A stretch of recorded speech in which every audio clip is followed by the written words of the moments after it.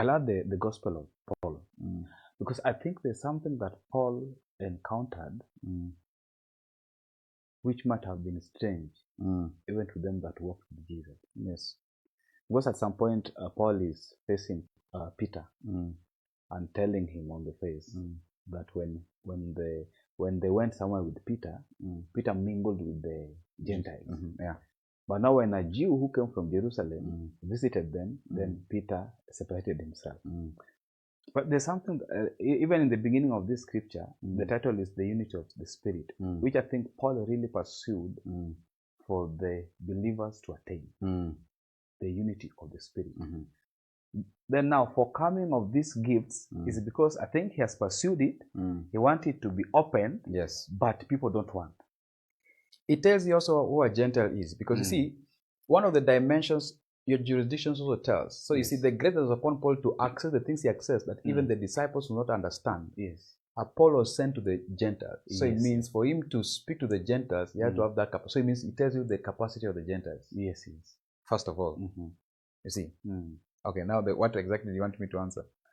Now, like looking at the way Paul is speaking about Jesus, and then the way he's like the relay is like he wants that all believers come to the unity of the Spirit. Yes. Because there's a discourse he's bringing whether there's neither Gentile nor Greek nor Jew, because all are now united in one. Yeah.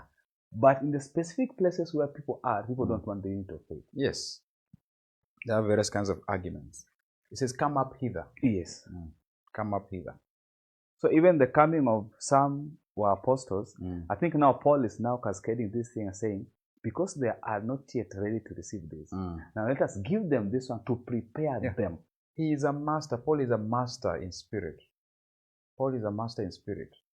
But there are things also you need to understand how operations of divine agenda is. It doesn't matter how much master you are, it's supposed to produce greater masters.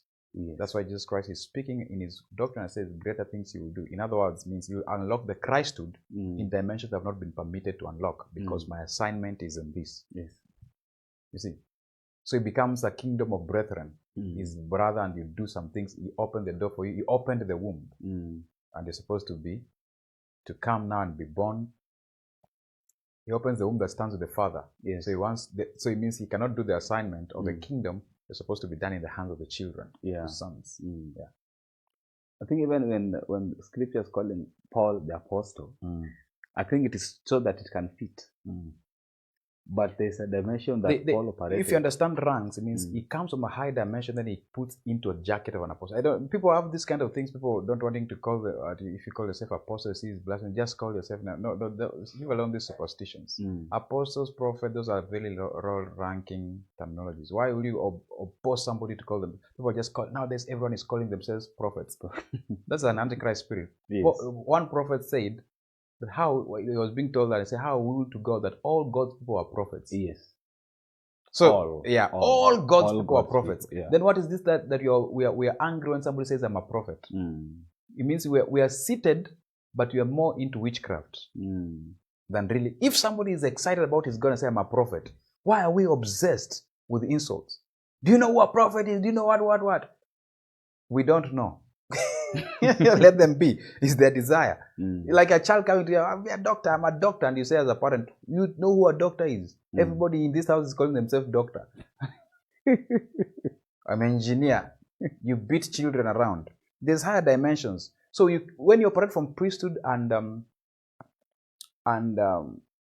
kingship, because of what is, it means you step down and enter the garment of. But the concept of Christhood is you sustain the higher intelligence. So it means you have open heavens. So that you don't enter delusion. Anytime you come from a higher rim, enter a lower rim, then you are harvested by that intelligence and encapsulated. That itself is a delusion. So most believers, or the aspect of being a man or woman of God, most of them are in delusion. Actually, you have to be deceived by God, or you have to be blindfolded by God for you to preach the gospel. Yes. Because, first of all, you're ignorant about the fullness of God, but you have to preach boldly. Yes. So for you to be allowed to have the spirit of boldness, it means you have to be convinced as though you know what Yes. you're saying, Mhm. yet you know not. Mhm.